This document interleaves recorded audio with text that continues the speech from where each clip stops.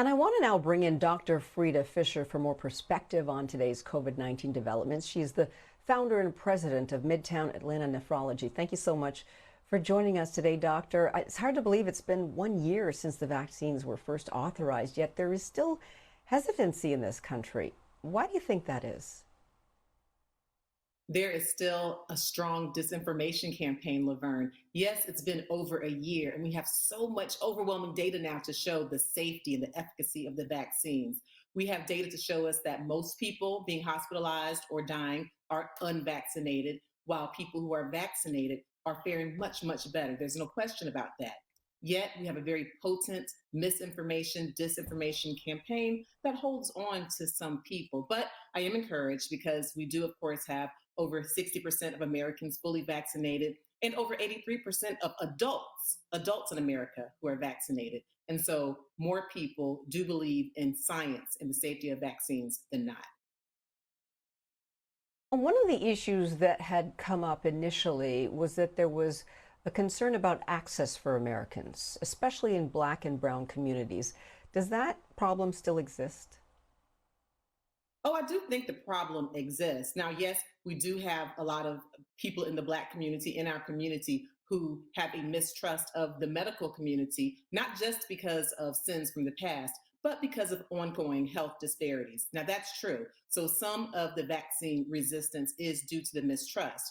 But even though we've made great efforts to get the vaccinations in the communities, there are still some deserts where there's not access. Nevertheless, I think the administration is doing a beautiful job in still trying to educate and still recognizing the health disparities and the access issues. So I guess we just have to face it. COVID isn't going anywhere anytime soon. What is the best way that we should go about navigating our lives as more and more studies are coming out, more new information is coming out? What's the best way to just, head into the day knowing that you have to deal with this and not get stressed out about it? The best way, Laverne, is to follow the science and to give life grace and understand that as the information changes, as the data changes, sometimes the recommendations will change. And that's frustrating, especially for those of us who like to have things that are predictable and we know exactly what's what and what's when. That's frustrating when you're dealing with a pandemic and with variants and with changes. But if we kind of sit back and understand that things are fluid, things are dynamic, but science is something that we can listen to and can trust. So the best thing right now, what we have, vaccinations and boosters if you're eligible. If you are in the United States and 16 and above, please do get your booster because we have data showing us that that offers us the best protection even against the variant Omicron. Also, understand that we may have to wear masks in some situations long term. I don't think anyone is in love with wearing masks, but we're also not in love with getting the devastating complications of COVID 19. And so, even though in the beginning there was mixed messaging saying, hey, if you're vaccinated, you can throw your mask away, that is old news. Even if you're vaccinated when you're indoors, especially when you're not sure of other people's vaccination status, and if you're in a crowded situation, grab that mask, put it on, save your life, and perhaps save the life of your neighbor. Yeah, for sure.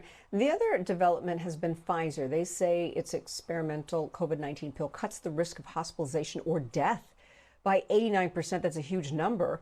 Once approved, can this be an option for anti-vaxxers, though? And where are we at with that? Because it seems very promising.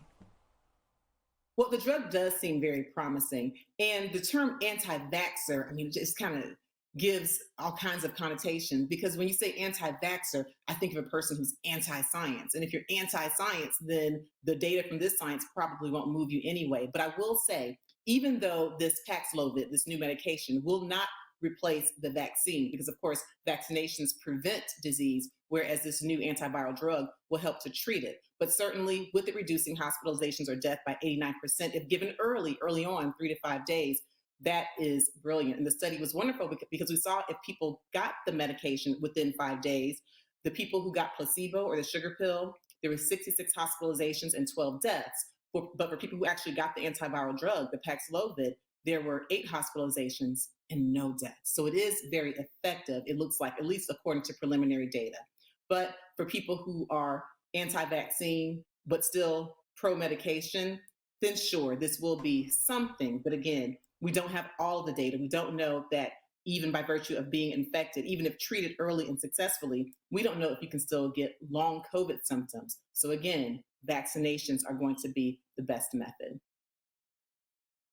Well, here we are so close to Christmas, the holidays, Dr. Fisher. I hope you're getting some time off because I know you're working all the time and helping people. It's hard for you doctors to get time off during the holidays. But what can you tell people who are planning to travel, visit family, they're out celebrating for Christmas and even New Year's Eve? What I can tell people is number one, I hope you have a happy, happy holiday, even though this doggone COVID-19 pandemic has thrown a few wrenches in some plans. If you're going to travel, make sure that, yes, you wear your masks, you follow all of the rules, you make sure that you sanitize your hands. If you're going to have family gatherings, it is preferable that everyone who's eligible is vaccinated. And also, I suggest buying these rapid home tests. If you are hosting a holiday gathering, require that the people visiting your home get tested before they come to your home. And then, even after they come to the home, as their gift, present them with a rapid antigen test so that they can make sure that they're negative and have a decreased chance of spreading. So, I want people still to enjoy, have holiday joy, but make sure that you are smart, that you are safe, and that while you're celebrating your holidays, you're also keeping an eye on the news and the recommendations for this pandemic. Yeah, I just hope that people are ready to deal with their family members who don't agree with them on some of this stuff. Hopefully, they can help them get through all the misinformation. Dr. Frita Fisher from Atlanta, thank you so much for joining us as always. Take care.